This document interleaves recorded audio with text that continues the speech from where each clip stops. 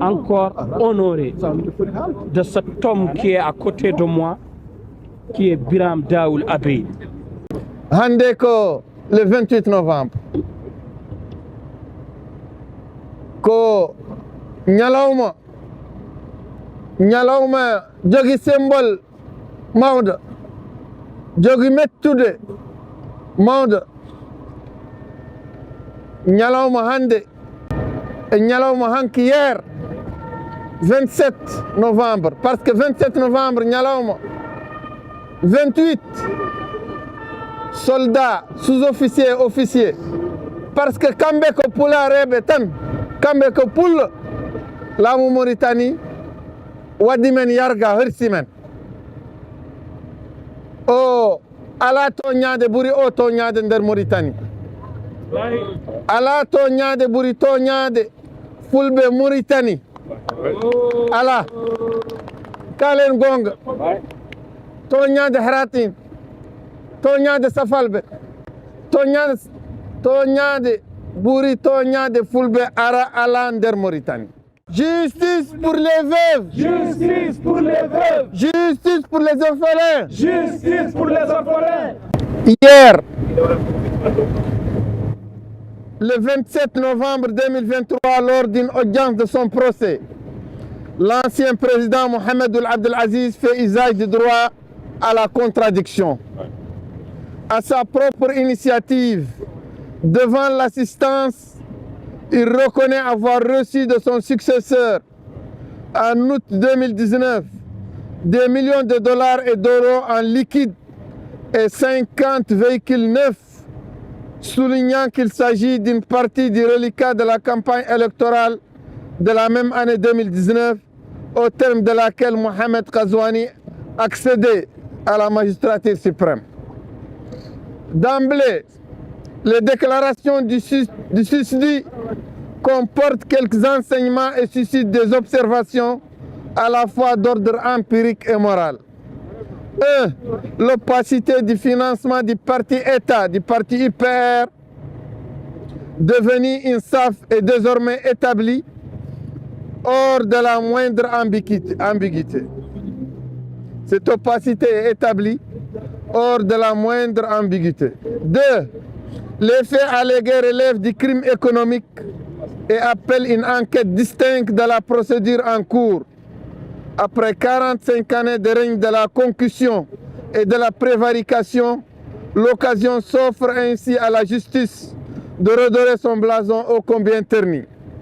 3. Le caractère tardif des révélations laisse transparaître une volonté manifeste de règlement de compte dans le cadre de la lutte de préséance entre l'ex-chef de l'État et l'actuel. 4. Longuement à la faveur d'un monologue interminable, l'ex-chef de l'État mauritanien s'est livré au décompte de ses réalisations avec une insistance sur la réorganisation de la modernisation des forces armées, comme s'il cherchait à stimuler, entretenir la tentation de nouveaux putsch. La gouvernance militaire de la République islamique de Mauritanie correspond, loin de l'exagération et de la surenchère, à une entreprise de prédation relevant du modèle classique de privatisation du profit et de socialisation des pertes. Les tribus et les clans restent les acteurs et bénéficiaires exclusifs du pillage.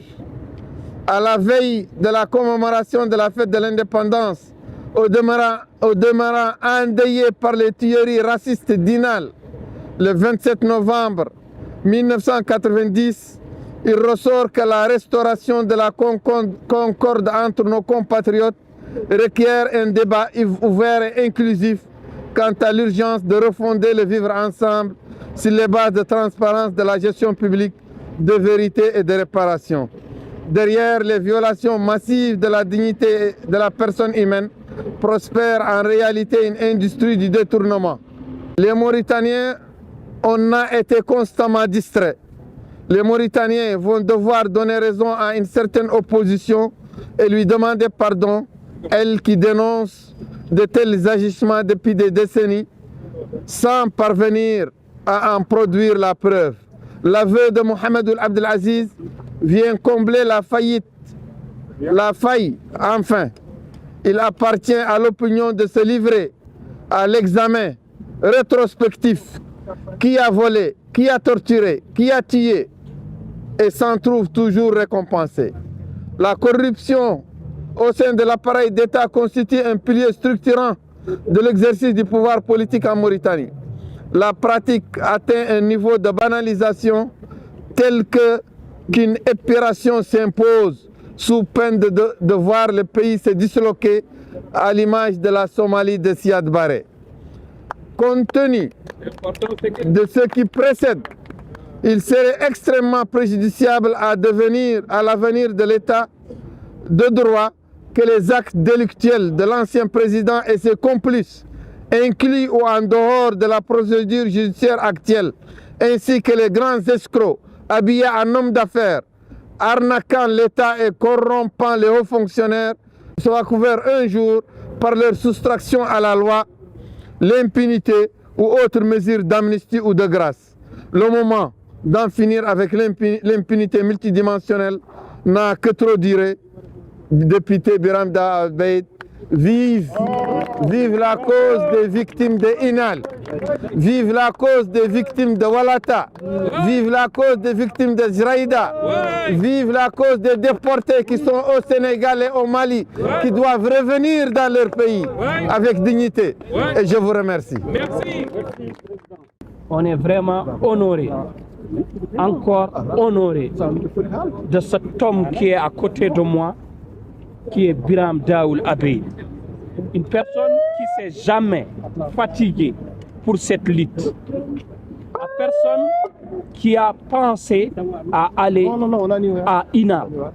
La personne qui a ramené des veuves, des orphelins à venir cueillir sur des tombes. Je veux que vous applaudissiez pour cet homme. Vous tous. Parce qu'il le mérite. Bandira de Seynad. Ndeɗo hare wona hare neɗɗo goto, wona hare wuro tan, ko hare Mauritanie no woruno. Chaque 28 novembre yimɓe jalta, yimɓe gulla, yimɓe luuka, kono on doit se poser des questions.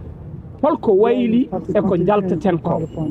32 ans ou 33 ans, c'est trop pour combat mo ala suite. C'est trop pour combat à la résultat. Nous tous, et petit, pensent à ces veuves qui cherchent la justice pendant 33 ans et donc qui hebdidum. J'appelle à tous ces Mauritaniens qui disent que Jarane, yen gatchuben, yen jafo. Netto mo bamum wara, wawa ya fadi. Sabu ko adi fof bamma ware barɗo bamma o onon gondi e nder wuro ne yalta ne fija ene jala an aɗa suni so wiyama yo yimɓe jaafo wawa yafede. Donc moi je demande à la jeunesse mauritanienne, c'est à nous de nous libérer. C'est à nous de nous libérer. Pour nous libérer, il faut que yimɓe mbatta notade, il faut que yimɓe jaɓa haɓede. Haɓede nde woni holɗum 28 novembre so yonti yo neɗɗo fof suno yalta e banggue mum. État wawa wawde leydi no woruno, système wawa wawde leydi no woruno. Si on se réunit, on va faire à terre Mohamedoul Cheikh Ghazouani. Combien d'années quand le président garde ce problème va être réglé? Il nous parle de pacifique humanitaire. Nous, on a pacifique humanitaire. C'est des criminels qui ont tué des gens, des criminels qui ont déporté des gens. Vous avez vu les réfugiés mauritaniens au Sénégal, des gens 33 ans qui n'ont même pas de papier. Hôpital. Nous, on a rencontré ou on a vu 2 femmes qui ont des cancers de sein. Hay paracétamol jomum wawa sodande hoore mum. Enen eɗen gone ɗeɗe leyɗele biyeteɗe Europe. On va à l'office des étrangers, on demande des papiers, on nous le donne. Nous oublions ces gens. Si ce n'était pas eux, Europe fof hay goto wawa hebde kayi. Parce que si l'Europe, la France, l'Espagne, la Belgique, l'Amérique reconnaissent que la Mauritanie ne wadi problématique, c'est parce qu'il y a eu des tortures, c'est parce qu'il y a eu des gens qu'on a tués. Donc ces gens-là, on ne doit pas les laisser seuls. On ne doit pas laisser ces gens-là seuls, surtout les gens du diaspora. C'est honteux. On appelle des députés, quittent la Mauritanie pour venir ici. On se réunit, on n'est même pas 30 personnes. Quand Bankili était là, on était des nombreux de personnes là-bas. Et pourtant, la vraie cause, c'est ici. La vraie cause, c'est ici. Nous oublions la vraie cause.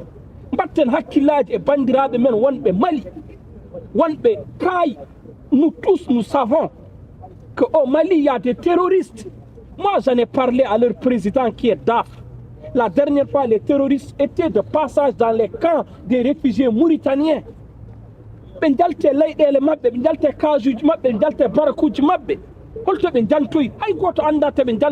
Parce que yimbe ɓurɓe bonde aduna ngari e nokkuji maɓɓe woni les terroristes. On doit se battre pour que ces gens-là rejoignent chez eux. Parce qu'ils sont, comme des fois, en danger. Un réfugié mauritanien, derrière Kai, il est en danger. Parce que même les Maliens sur place sont en danger. À plus forte raison, net, à la Kai, à la Tuhodi, à la Tujodi, pour Ndangoya Mamba de 8 km. Il faut qu'il y ait un mouvement. Il faut qu'il y ait un harende, wana hare kari wala kari, 33 ans. So leñol foolama ronki foltade goɗɗon leñol foti ko ƴewtade hoore mum. Il est temps ko ƴewteɗen koye men. 33 ans wona 4 jours. En ji Israël et Palestine. Israël ɓuri Palestine doole, mais Palestine nana habdo ko fattene habtade. Je parle aux hommes de tenue mauritaniens qui sont sur place. Ce qui est arrivé à vos frères peut vous arriver. En 2019, tout le monde sait que les élections ont été volées. Mais pourquoi la population mauritanienne n'a pas eu l'audace et le courage de sortir dans les rues? Parce qu'ils ont peur de leurs propres frères qui sont dans l'armée. C'est vous-même, vous tuez vos propres frères. Il faut que nous revenons sur terre.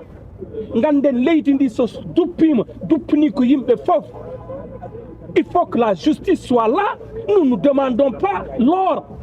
Nous demandons que le peuple mauritanien soit au même pied d'égalité. Pourquoi un Biwani est plus important qu'un Halpular ou un Hartani ou un Soninke? C'est pas normal. On a les mêmes pièces d'identité. République islamique, elle est où l'islam? Quand Ibrahim Sarr a demandé à ses députés de se lever au nom d'Allah, 1 minute de silence pour ces victimes des années 90, personne ne s'est levé. Elle est où l'islam? Elle est où l'islam? Vous vous masquez derrière l'islam. Vous tuez vos propres frères et vous vous cachez derrière l'islam. Si Aziz est un voleur, Kazouani est un voleur parce que c'est son meilleur ami. Merci. Kazouani ne peut pas mettre Aziz en prison et lui être libre. C'est de la politique et de la manipulation. Jugez les assassins. Jugez les assassins. Jugez les criminels. Jugez les criminels. La Mauritanie obtient son indépendance le 28 novembre 1960. Après cette date, chaque année du même mois se fêtait avec joie et fierté.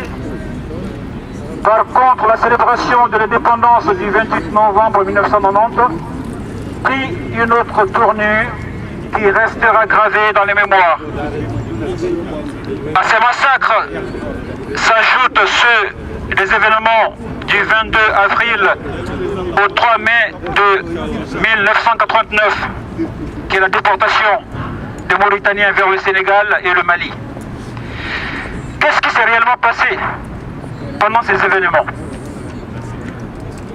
Pour fêter la 30e fête de l'indépendance, le gouvernement mauritanien de cette époque a passé à la potence 28 officiers et sous-officiers afro-mauritaniens. Et ces faits macabres se sont passés à la base militaire d'Inal durant la nuit du 27 au 28 novembre 1990, veille de la fête nationale de l'indépendance, 28 officiers et sous-officiers mauritaniens ont été sélectionnés, numérotés, de 1 à 28 et ensuite pendus. Le 28 novembre 1990, le 28 novembre 2023, cela fait 33 ans que les veuves, les orphelins, les familles et la société civile demandent que justice soit faite sur le massacre dans le camp d'Inal, à Zreda, à Walata, à Sorimale et à Azlat. D'après un rapport de MENA, MENA, dans le même temps, environ 3000 militaires afro-mauritaniens sont mis aux arrêts entre octobre 1990 et mi-janvier 1991. Selon les estimations, entre 500 à 600 d'entre eux ont été exécutés ou décèdent des suites de torture. Les régimes qui se sont succédés en Mauritanie après ces crimes ont refusé toute ouverture d'enquête parce qu'ils ont été des suppôts lors de ces tentatives de génocide en Mauritanie. Nous lançons un appel à tous les Mauritaniens, à toutes les Mauritaniennes, à l'intérieur et à l'extérieur de la Mauritanie, de soutenir les jeunes de Bababé, les jeunes d'Aerembar, les jeunes de Tokomadji, les jeunes de Nouakchott, actuellement bâtis, attaqués, martyrisés par la police. Nous lançons un appel à tous les Mauritaniens de les soutenir, de venir en leur aide. Nous lançons un appel à la communauté internationale, aux Nations Unies, à l'Union africaine, aux organisations non gouvernementales des droits de l'homme, de voir de plus près ce peuple qui se bat pour le minimum de justice, sans pouvoir y accéder. Nous lançons un appel aux représentants des Nations Unies en Afrique et en Mauritanie, aux représentants de l'Union européenne, de l'Union africaine, aux représentants des organisations non gouvernementales, de voir de plus près le martyre qui continue en Mauritanie.